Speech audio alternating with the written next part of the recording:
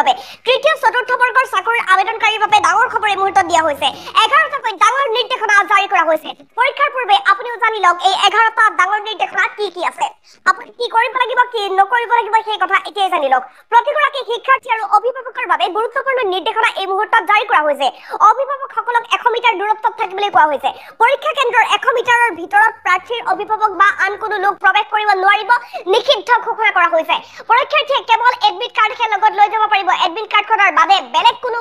সামগ্ৰী লৈ যাব নোৱাৰিব কোনো ধৰণৰ কাগজ লৈ যাব নোৱাৰিব নীলা বা কলা বল পেন লৈ যাব পাৰিব লগতে পেন্সিল স্কেল ইত্যাদি নিব পাৰিব আৰু ইৰেজাৰহে নিব পাৰিব বাকি কোনো বস্তু নিব নোৱাৰিব তাকো পৰীক্ষা কৰা হ'ব যে সঁচা অৰ্থত কি নিছে নিব পাৰিব পৰিচয় পত্ৰ এটিএম ড্ৰাইভিং লাইসেন্স আৰু ন্যূনতম নগদ ধন Bluetooth device earphone smart watch আৰু ইলেক্ট্ৰনিক গেজেট নিষিদ্ধ কৰা হৈছে মনত ৰাখিব এইকেইটা বস্তু যাতে আপোনাৰ লগত নাযায় ক্যালকুলেটৰ নিব নোৱাৰিব পৰীক্ষা কেন্দ্ৰলৈ পূৰ্বতে কিছুমান পৰীক্ষাত ক্যালকুলেটৰ এলাউ কৰা হৈছিল কিন্তু এতিয়া ক্যালকুলেটৰ এলাউ নকৰে ওএমআৰ সিটত এটাতকৈ অধিক ঋণাত্মক চিহ্নিত হলে আপুনি ঋণাত্মক নম্বৰ লাভ কৰিব আৰু যিকোনো নীতি উলংঘা কৰিলে 3 বছৰ পৰ্যন্ত জেল হ'ব পাৰে গতিকে আপুনি যাতে কোনো নীতি উলংঘা নকৰে সেই কথা মনত ৰাখিব লগতে আপুনি জৰিমনাৰ সন্মুখীন হ'ব পাৰে যদি আপোনাৰ দ্বাৰা কিবা এটা ভুল হয় মনত ৰাখিব যাতে আপোনাৰ দ্বাৰা কোনো ধৰণৰ ভুল নহয় লগতে মেজাৰ্স অফ প্ৰিজাৰ্ভেশ্যন অফ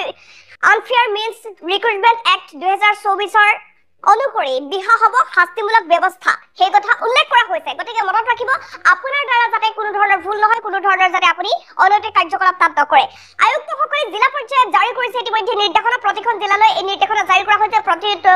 পৰীক্ষাৰ্থীলৈ এই নিৰ্দেশনা জাৰি কৰা হৈছে 15 ছেপ্টেম্বৰ আৰু 29 ছেপ্টেম্বৰত অনুষ্ঠিত হ'ব পৰীক্ষা আৰু 15 ছেপ্টেম্বৰৰ পুৱা 10:30 পৰা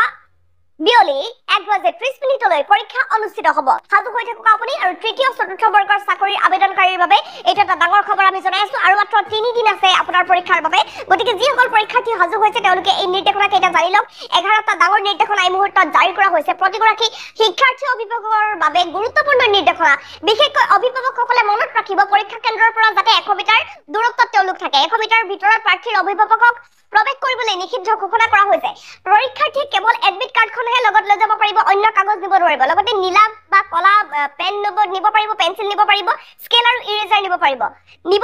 পৰিচয় পত্ৰ এটিএম ড্ৰাইভিং লাইসেন্স আৰু ন্যূনতম ধন Bluetooth device earphone smart watch আৰু ইলেক্ট্ৰনিক গেজেট নিষিদ্ধ কৰা হৈছে ক্যালকুলেটৰো নিব নোৱাৰিব পৰীক্ষা কেন্দ্ৰলৈ গতিকে মনত ৰাখিব এইকেইটা সামগ্ৰী যাতে আপোনাৰ লগত নাযায় ওএমআৰ সিটত এটাতকৈ অধিক নম্বৰত চিহ্নিত হলে ঋণাত্মক নম্বৰ আপুনি লাভ কৰিব আৰু যিকোনো নীতি যদি উলংঘা কৰে তেনেহলে 3 বছৰ পৰ্যন্ত জেল হ'ব পাৰে লগতে সন্মুখীন হ'ব জৰিমনাৰ গতিকে আপোনাৰ দ্বাৰা যাতে কোনো ধৰণৰ ভুল নহয় আপুনি যদি নিয়ম মানি চলে সেই কথা মনত ৰাখিব measures for preservation of unfair means in recruitment act 2024 অনুসৰি বিহা হ'ব শাস্তিমূলক ব্যৱস্থা গতিকে মনত ৰাখিব আপুনি যাতে শাস্তিমূলক ব্যৱস্থাৰ সন্মুখীন হ'ব নালাগে আয়ুক্তসকলে জিলা পৰ্যায়ত ইতিমধ্যে জাৰি কৰিছে নিৰ্দেশনা 15 ছেপ্টেম্বৰ আৰু 29 ছেপ্টেম্বৰত পৰীক্ষা অনুষ্ঠিত হ'বলৈ গৈ আছে গতিকে আপুনি সাজু হওক 15 ছেপ্টেম্বৰ পুৱা 10:30 লগে পৰীক্ষা অনুষ্ঠিত হ'ব আৰু 1:30 পৰীক্ষা শেষ হ'ব তৃতীয় আৰু চতুৰ্থ বৰ্গৰ চাকৰিৰ আবেদনকাৰীৰ বাবে এইটো এটা ডাঙৰ খবৰ আমি জনাই আছো পৰীক্ষাৰ পূৰ্বে জানি লওক আপুনি 11টাকৈ ডাঙৰ নিৰ্দেশনা কি কৰিব আৰু কি নকৰিব প্ৰতিগৰাকী শিক্ষাৰ্থী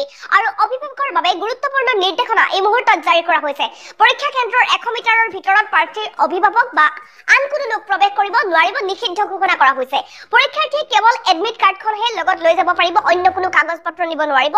নীলা বা কলা ball pen pencil scale eraser ইত্যাদি নিব পাৰিব লগতে পৰিচয় পত্ৰখন এটিএম কাৰ্ডখন ড্ৰাইভিং লাইসেন্স আৰু ন্যূনতম নগদ ধন নিব পাৰিব তাকো তেওঁলোকে চেকিং কৰি ল'ব Bluetooth device earphone smart watch আৰু ইলেক্ট্ৰনিক গেজেট নিষিদ্ধ কৰা হৈছে লগতে ক্যালকুলেটৰ নিব নোৱাৰিব পৰীক্ষা কেন্দ্ৰলৈ পূৰ্বতে ক্যালকুলেটৰ এলাউ আছিল কিন্তু এতিয়া ক্যালকুলেটৰ এলাউ নকৰে ওএমআৰ সিটত এটাতকৈ অধিক নম্বৰত চিহ্নিত হলে ঋণাত্মক নম্বৰ আপুনি লাভ কৰিব আৰু যিকোনো নীতি উলংঘা কৰিলে 3 বছৰলৈ জেল হ'ব পাৰে লগতে সন্মুখীন হ'ব জৰিমনাৰ সেই কথা উল্লেখ কৰা হৈছে মনত ৰাখিব আপুনি যাতে কোনো ধৰণৰ শাস্তিৰ সন্মুখীন নহয় measures for preservation of unfair means recruitment act 2024 অধীনত বিহা হ'ব শাস্তিমূলক ব্যৱস্থা গতিকে কোনো শাস্তিমূলক ব্যৱস্থাৰ যাতে আপুনি সন্মুখীন নহয় সেই কথা মনত ৰাখিব আয়ুক্তসকলে জিলা পৰ্যায়ত জাৰি কৰিছে নিৰ্দেশনা